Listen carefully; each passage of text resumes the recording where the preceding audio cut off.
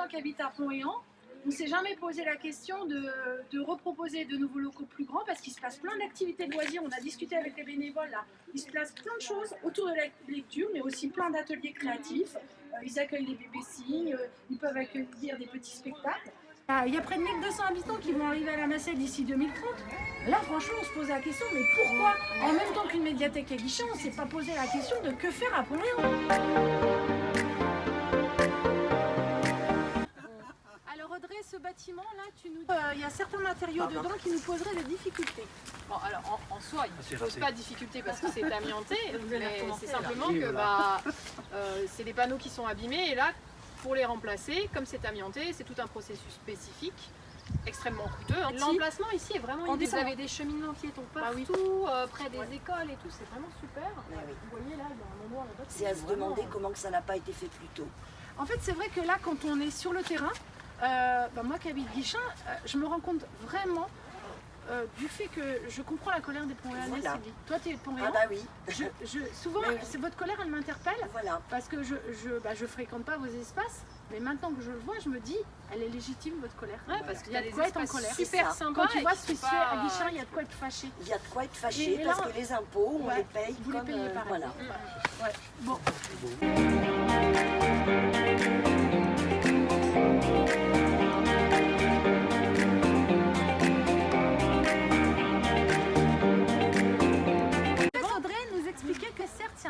C'est un super endroit et il y a quand même des choses à voir. Parce que par exemple les arbres là qui sont magnifiques, les deux chênes, celui-là est extrêmement abîmé.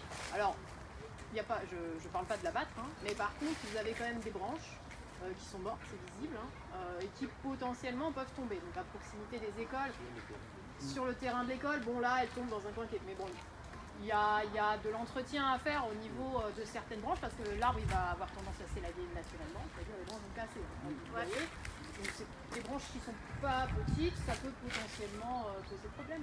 Être dangereux. Voilà. Alors Audrey, toi tu as travaillé justement, tu étais une spécialiste des arbres quand tu travaillais à la ville de Paris. C'est ça, mon premier poste. Tu étais en charge des arbres. C'est notre regard, ingénieur en urbanisme, qui est capable de voir des choses assez extraordinaires sur comment on aménage des voiries, des lieux de convivialité, etc. Donc avoir des gens compétents aussi dans nos groupes, c'est quand même essentiel. Merci Audrey.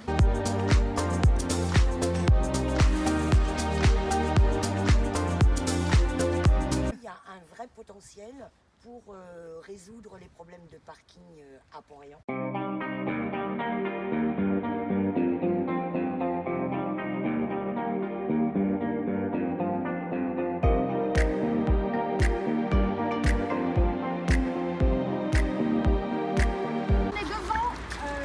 Un espace qui est régulièrement racheté pour être des boîtes de nuit, voire autre chose, on ne va pas détailler. C'est vrai qu'on s'interroge sur l'avenir de ce lieu, parce qu'on sait qu'une boîte de nuit à cet endroit, ça pose des problèmes de proximité avec les riverains. Est-ce que c'est pas un lieu qui devrait être plus dédié à la culture? On s'interroge. En tout cas, nous ici, on est en train d'essayer d'analyser tous les lieux qui potentiellement peuvent être valorisés pour proposer d'autres offres aux associations. Voilà, et à la vie locale en fait, à l'animation locale.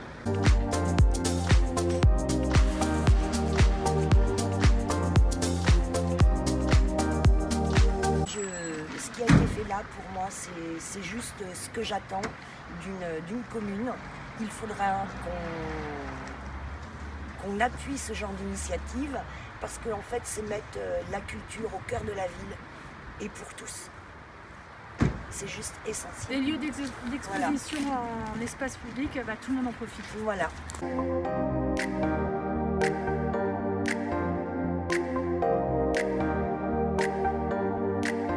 Le bâtiment là n'a pas une très grande valeur parce qu'il est assez abîmé, pas isolé. Et à l'origine, je pense que ça devait être pour faire pour le tourisme. Un office du tourisme. Voilà, un petit local pour tourisme. Il y a eu des petites extensions de fait pour les vestiaires. Et l'étage aussi qui a été aménagé, mais bon, l'étage c'est vraiment sommaire. Et donc voilà, c'est un bâtiment qui n'a pas beaucoup de valeur. Alors, par contre, il y a des attentes, parce que vous avez parfois des plaisanciers qui s'arrêtent ici et qui demandent des toilettes, tout simplement, et des douches. Voilà. Et c'est vrai que parfois, ils sont très surpris de se dire, Mais dans un lieu pareil, il n'y a pas de toilette, il n'y a pas de douche, il n'y a pas de capitainerie. Voilà. Il n'y a pas de capitainerie, il n'y a pas un lieu où on peut nettoyer ses vêtements. Voilà. Donc il y a quelque chose à imaginer, Voilà, mais avec la exactement. communauté de communes. Exactement.